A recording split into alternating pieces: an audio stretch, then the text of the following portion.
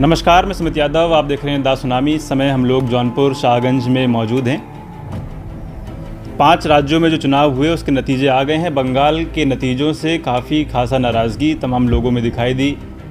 शुरू में ममता बनर्जी ने इस्तीफ़ा देने से इनकार किया, बाद में राज्यपाल ने उनकी सरकार भंग की। अब नए मुख्यमंत्री बंगाल के शुभेंदु अधिकारी बन चुके हैं। अब सबकी नज़रें उत्तर प्रदेश में हैं, क्योंकि अब 2027 के शुरुआती महीनों में उत्तर प्रदेश में चुनाव हो जाएंगे। चुनाव प्रचार अभी कुछ 1-2 महीने बाद चुनाव प्रचार भी उत्तर प्रदेश में शुरू हो जाएगा। बड़ा राज्य है। अब यहाँ किस तरीके से समाजवादी पार्टी तैयार है, क्योंकि डट के अखिलेश यादव ममता बनर्जी के साथ खड़े दिखाई दिए।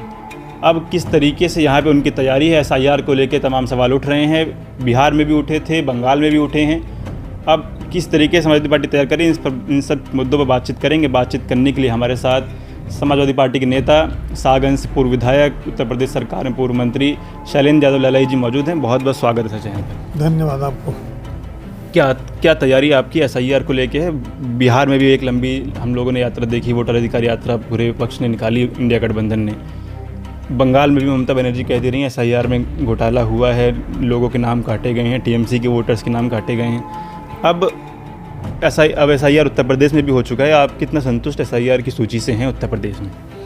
देखिए, मैं सबसे पहले धन्यवाद देना चाहूँगा समाजवादी पार्टी के राष्ट्रीय अध्यक्ष, अपने नेता माननीय अखिलेश यादव जी को, जिन्होंने SIR की शुरुआत से अब तक लगातार प्रतिदिन SIR के मुद्दे पर प्रेस के माध्यम से, सोशल मीडिया के माध्यम से या तमाम माध्यमों से अपने कार्यकर्ताओं को पत्र के माध्यम से लगातार सचेत करते रहे, सावधान करते रहे, उन्हें सक्रिय बनाए रखे, जिसका नतीजा हुआ कि पूरे उत्तर प्रदेश में समाजवादी पार्टी के कार्यकर्ता, भारतीय जनता पार्टी के जो कार्यकर्ता, जो कर्मचारियों से, अधिकारियों से मिलकर SIR में गलत करना चाहते थे, अपने मंसूबों में उतना सफल नहीं हो पाए जितना होना चाहते थे। विशेषकर फॉर्म 7 के मामले में, फॉर्म 7 के मामले में, जिस तरह से भारतीय जनता पार्टी के लोग बल्क में, एक एक गांव में बड़ी संख्या में जो समाजवादी पार्टी के समर्थक मतदाता हैं, उनका नाम कटवाने के लिए बल्क में जो फॉर्म भर रहे थे, जो नियमों के विपरीत था, जिस पर बड़ा संघर्ष करना पड़ा समाजवादी पार्टी को, बूथ से लेकर चुनाव आयोग तक। काफ़ी हद तक हम लोगों ने उसमें सफलता पाई, लेकिन फिर भी अभी भी जो फाइनल लिस्ट आई है, उस लिस्ट में आज भी कहीं कहीं मरे हुए लोगों के नाम हैं, कहीं कहीं लोगों के 2-2 बार नाम हैं। मैं समझता हूँ जब SIR हो रहा था तो 100% फेयर होना चाहिए था, लेकिन 100% फेयर इसलिए नहीं हो पाया। अगर मरे हुए व्यक्ति का नाम है तो कैसे फेयर कहा जाएगा? एक व्यक्ति का नाम 2-2 जगह है तो कैसे फेयर कहा जाएगा? एक परिवार में अगर 4 सदस्य हैं, चारों सदस्यों के नाम 4 बूथ में उस गांव के डाल दिए गए तो फेयर नहीं कहा जाएगा। ये तमाम त्रुटियां और तमाम कमियां हैं। और बहुत से लोग जो फॉर्म 6 भर करके दिए, अभी उनका नाम वोटर लिस्ट में नहीं है, जिन्होंने निर्धारित समय में अपनी उम्र पूरी कर ली है। ये अभी भी कुछ कमियाँ हैं जिनमें सुधार की गुंजाइश है और सुधार की आवश्यकता है। अच्छा, उत्तर प्रदेश में चुनाव बहुत नज़दीक है। जो टीम बंगाल में थी उनको उत्तर प्रदेश भेज दिया गया कि उत्तर प्रदेश में आप तैयारी करिए। बिहार में चुनाव हुए। बिहार में चुनाव से ठीक पहले महिलाओं के खाते में 10-10 हज़ार रुपये सरकार ने वहाँ देने का काम किया। हम लोग असम भी गए थे। असम में भी 9-9 हज़ार रुपये महिलाओं के खाते में हेमंता बिस्वा शर्मा की सरकार ने दिए। बंगाल में उनकी सरकार नहीं थी तो वहाँ नहीं दे पाए, लेकिन उस चुनाव के दौरान महिला आरक्षण बिल और पूरे विपक्ष को महिला विरोधी साबित करने का एक प्रयास, महिलाओं के वोट लेने के लिए। उत्तर प्रदेश में अब चुनाव है, महिलाओं का वोट, क्योंकि आधी आबादी है, बहुत महत्वपूर्ण अब उसमें वोट बैंक है। क्या आपकी तैयारी है महिलाओं का वोट आपके पास आए? क्योंकि हम चर्चा ये भी है कि उत्तर प्रदेश में भी भारतीय जनता पार्टी महिलाओं के खाते में पैसे भेज सकती है। देखिए, ये लोग कई बार कर चुके हैं।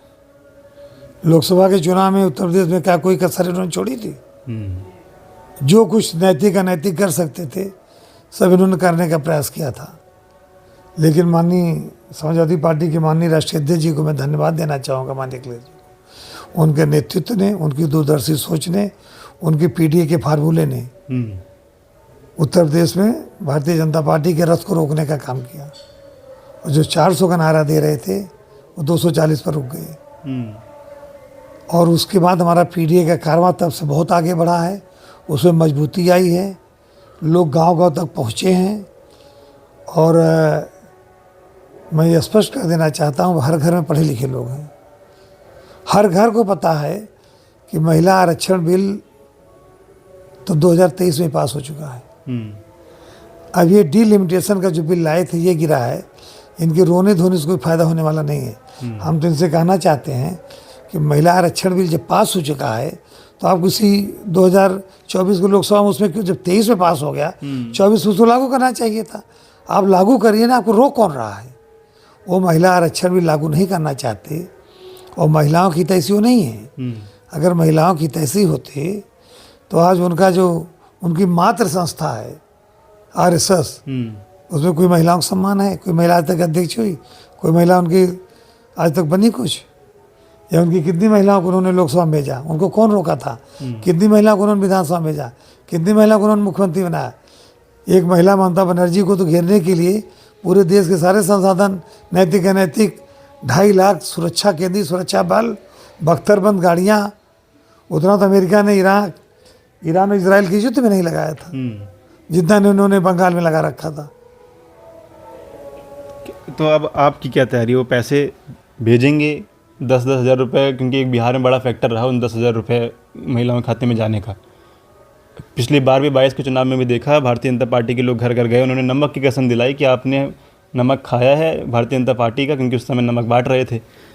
तो जब नमक के नाम पे लोगों ने वोट दे दिया 2022 में, तो 10 हज़ार रुपये तो बहुत बड़ी कीमत है। नहीं, अभी जब ऑपरेशन सिंदूर के बाद ये सिंदूर बांटना चाहते थे, हाँ। जब गांव-गांव में इनका विरोध हुआ तो भाग खड़े हुए, बांटा फिर उन्होंने। और नमक की कसम कोई वाले वाला नहीं है। पिछले 12 सालों से दिल्ली में इनकी सरकार है, 9 साल से अधिक उत्तर प्रदेश सरकार है।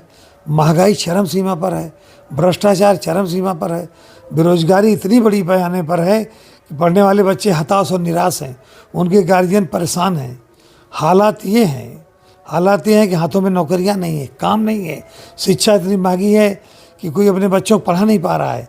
आज थाना हो, तहसील हो, ब्लॉक हो, कोई सरकारी दफ्तर हो, मतलब इतने बड़े पैमाने पर भ्रष्टाचार, ऑर्गेनाइज करप्शन, संगठित भ्रष्टाचार जो हो रहा है।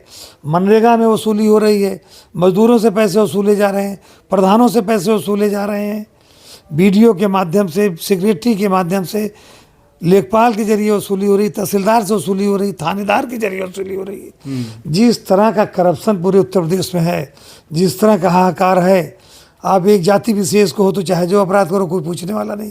सत्ता के करीबी हो, सत्ताधारी दल का झंडा है, सत्ताधारी दल के नेताओं के साथ आपकी फ़ोटो है, तो आप चाहे जो करो आपको कोई पूछने वाला नहीं है। भ्रष्टाचार चरम सीमा पर है, अपराध चरम सीमा पर है, बेरोजगारी चरम सीमा पर है। ये उत्तर प्रदेश में बड़ा मुद्दा है। इस मुद्दे पर चुनाव होगा और जो पिछड़े दलित शोषित समाज के लोग हैं वो जान गए हैं, उनके हक मारे जा रहे हैं, अधिकार मारे जा रहे हैं, उनका आरक्षण मारा जा रहा है, नौकरियों में हक अधिकार मारा जा रहा है, आरक्षण मारा जा रहा है। ये उन हर घर में पढ़ा लिखा लड़का है। अब वो 30 साल, 35 साल, 40 साल, 50 साल पहले वाली बात नहीं है। हर घर में पढ़ा लिखा नौजवान तैयार हो गया है, पढ़ी लिखी बच्चियां हैं, वो सब समझ रही हैं। इसलिए जो माननीय अखिलेश जी का नारा है, PDA का, पिछड़े दलित शोषित पीड़ित, ये जो लोग हैं, इन लोगों को लेकर हम आगे बढ़ेंगे और भ्रष्टाचार के खिलाफ, महंगाई के खिलाफ, बेरोजगारी के खिलाफ जनता आगे आएगी और उत्तर प्रदेश में भारतीय जनता पार्टी को हटाकर समाजवादी पार्टी की सरकार, उनके नेतृत्व, उनके गठबंधन की सरकार बनाने का काम होगा। इसमें कोई दो राय नहीं। 2022 में बसपा ने यहाँ से सागंज से एक यादव उम्मीदवार दिया था। अब 2027 के चुनाव है, बसपा ने पहला प्रत्याशी सागंज में घोषित किया है, मुस्लिम प्रत्याशी है। उससे, उस यादव प्रत्याशी से भी आपका कुछ नुकसान हुआ, जो क्योंकि जो कोर वोट है यादव और मुस्लिम समाजवादी पार्टी का, वो कुछ बसपा में गया। इस बार मुस्लिम प्रत्याशी कैसे तैयार हैं? देखिए, ऐसा है, मैं बहन जी के बारे में कोई ज़्यादा चर्चा नहीं करूँगा, लेकिन मतदाता अच्छी तरह समझता है कि हम कहाँ जाएंगे तो हमारा हक अधिकार सुरक्षित है। आज उत्तर प्रदेश में 2-1 दलों के बारे में चर्चा है, मैं नाम नहीं लेना चाहता, कि ये भारतीय जनता पार्टी की B टीम है। मुस्लिम समाज के लोग समझदार लोग हैं, ऐसा नहीं कि उसमें समझदार नहीं, बहुत समझदार लोग हैं, देशभक्त लोग हैं। देश की आज़ादी में उन लोगों ने सैकड़ों नहीं हजारों उलमाओं ने अपनी कुर्बानी दी है। इस देश को आज़ाद कराने में हिंदू मुसलमान सबका योगदान है। सबने मिलकर इस देश को आज़ाद कराया है। वो ये देश उनकी धरती, उनकी माटी, उनकी माँ है। उन्हें पता है, वो सोच समझ कर वोट करेंगे। और पिछली बार बहुजन समाज पार्टी को हमारी विधानसभा में हमारा लगभग आधा वोट मिला था, आधा लगभग मिला था। और लोकसभा के चुनाव में तो हम समझते हैं आधे से कम मिला था बहुजन समाज पार्टी को, समाजवादी पार्टी से। तो इसको मतदाता अच्छी तरह से जानता है और इसलिए उस पर कोई बहुत चिंता की जरूरत नहीं है। समझदार लोग हैं। भारतीय जनता पार्टी को सत्ता से रोकना है। सब पिछड़े, दलित, अकलियत के लोग, पीड़ित लोग, परेशान लोग, अपमानित लोग, गुर्बत में जीने वाले लोग, जिस भी किसी जात, बिरादरी, धर्म, मजहब, समाज के हैं, सब लोग मिलजुल कर समाजवादी पार्टी की सरकार बनाने का काम करेंगे। माननीय अखिलेश जी को मुख्यमंत्री बनाने का काम करेंगे। भारतीय जनता पार्टी को सत्ता से हटाने का काम करेंगे। मैं आखिरी सवाल है, पीडीए की बात अखिलेश जी कर रहे हैं, उसमें तमाम पीड़ित, दलित, अल्पसंख्यक और उसमें आधी आबादी और जो पीड़ित तगड़ा उसमें जोड़ के उसमें चलते हैं। हम लोग शाहगंज में हैं, एक पीडीए का गठबंधन, पिछड़े दलित जातियों का गठबंधन भारतीय जनता पार्टी के पास भी, उसमें केशव प्रसाद मौर्य हैं, संजय निषाद हैं, ओम प्रकाश राजभर हैं, अनुप्रिया पटेल हैं। ये भी लोग पीडीए से ही आते हैं। आपकी सीट पे निषाद पार्टी से विधायक हैं रमेश सिंह, तो उनके पीडीए का मुकाबला किस तरीके से करेंगे? उनकी निषाद वोट यहाँ पे काफ़ी अच्छी खासी संख्या है आपकी विधानसभा में, कैसी तैयारी है वो वोट आपके पास? देखिए, अब लोग समझ चुके हैं। अब लोग समझ चुके हैं। जिन मतदाताओं के पिछली बार गुमराह करके, बहका कर, फुसला करके वोट लोगों ने ले लिया, 5 साल उनके हाथ में कुछ मिला नहीं, धोखा के अलावा, अपमान के अलावा कुछ नहीं मिला। उनके लोग मारे जाते हैं, सत्ताधारी दल के लोग मारते हैं, पुलिस के लोग मारते हैं, उनकी एफआईआर तक नहीं लिखी जाती। किसी तरह एफआईआर लिखी जाती तो उन्हें न्याय नहीं मिलता, अपराधियों के खिलाफ कार्रवाई नहीं होती। मैं उदाहरण देना चाहता हूँ अपने इसी क्षेत्र की। हमारे गांव के बगल में बड़ौना गांव है। मटरू बिंद की पिछले साल हत्या कर दी गई, पुलिस ने हत्या की। शाहगंज थाने की पुलिस ने हत्या की। पोस्टमार्टम रिपोर्ट बदलवा दिया इन लोगों ने। पुलिस के लोगों के खिलाफ कोई एफआईआर नहीं हुई, कोई कार्रवाई नहीं हुई। स्वर्गीय मटरू बिंद को कोई न्याय नहीं मिला। अभी उसकी बेटी की शादी थी, हमारे तमाम साथियों ने मिलकर उसकी शादी कराने का काम किया। कोई भारतीय जनता पार्टी या उनका समर्थक उस बेटी की शादी में उसके दरवाजे तक नहीं आया, उस बेटी की हाल चाल लेने नहीं आया। तो इसको समाज अच्छी तरह से जानता है। अभी यहीं सराखाजा थाना क्षेत्र के बड़ौर गांव के आकाश बिंद की, जो शादी के दिन दूल्हा बनकर शादी करने जा रहा था, खेता थाना क्षेत्र में हत्या कर दी गई आकाश बिंद की। हत्या करने वाले भारतीय जनता पार्टी के लोग हैं। भारतीय जनता पार्टी की सरकार में बैठे हुए मंत्री, विधायक उनके खास लोग हैं। किसी तरह से बड़े मुश्किल से नामजद एफआईआर हुई और नामजद अपराधियों का तक नहीं पकड़ा गया, क्योंकि सत्ता का दबाव है अपराधियों को पकड़ने का। न जाने बाबा का बुलडोजर कहाँ गायब है, बुलडोजर का डीजल नहीं है कि ड्राइवर नहीं, पता नहीं लग रहा है। क्योंकि वो सत्ताधारी दल के अपराधी हैं, सत्ताधारी दल के समर्थक हैं। एक गरीब बिंद बिरादरी के आकाश बिंद की हत्या हुई, उसकी हत्या में शोक व्यक्त करने के लिए हम समाजवादी लोग उसकी लड़ाई लड़ने के लिए गए, कांग्रेस के लोग गए और विपक्ष के तमाम दलों के लोग गए। बिहार से वीआईपी पार्टी के मुकेश सहनी भी आ गए उसके दरवाजे पर शोक व्यक्त करने के लिए, उसकी लड़ाई में उसे बल देने के लिए। लेकिन संजय निषाद जी अब तक नहीं पहुँचे, अब तक नहीं पहुँचे। हाँ, सत्ताधारी दल के लोग उस दिन आए हुए थे जिस दिन पोस्टमार्टम के बाद उसकी डेड बॉडी रखी हुई थी। उन्हें पुलिस से ज़्यादा भारतीय जनता पार्टी और भारतीय जनता पार्टी के समर्थकों को जल्दी थी, पुलिस से ज़्यादा उन्हें जल्दी थी कि किसी तरह से आकाश बिंद की डेड बॉडी को दाह संस्कार करा दिया जाए। दाह संस्कार कराने के लिए भाजपा के लोग बहुत परेशान थे, उनके मंत्री परेशान थे, उनके विधायक परेशान थे, उनके लोग परेशान थे। जितना परेशान उस आकाश बिंद की डेड बॉडी की दाह संस्कार कराने के लोग परेशान थे, उतना अगर परेशान हुए होते लोग तो अपराधी अब तक पकड़ लिए होते, अपराधियों के खिलाफ कार्रवाई हो गई होती। तो ये समाज जान रहा है, ये लोग जान रहे हैं, पिछड़ों पर अन्याय हो रहा है। अभी आपने देखा गाजीपुर में विश्वकर्मा समाज की बेटी के साथ किस तरह अन्याय हुआ। अभी आपने देखा बनारस में राजभर समाज के बेटे के साथ किस तरह से अन्याय हुआ। अभी आपने देखा सुल्तानपुर में पिछड़े समाज की बेटी के साथ किस तरह से अन्याय हुआ। यहाँ पिछड़े समाज के लोगों के साथ, दलित समाज के लोगों के साथ, अकलियत के लोगों के साथ, इस देश की 90% आबादी के साथ अन्याय हो रहा, अत्याचार हो रहा है। अन्याय अत्याचार करने वाले कौन लोग हैं? भाजपा समर्थित लोग हैं, सत्ताधारी दल के समर्थित लोग हैं, उनके खिलाफ कोई कार्रवाई नहीं हो रही है।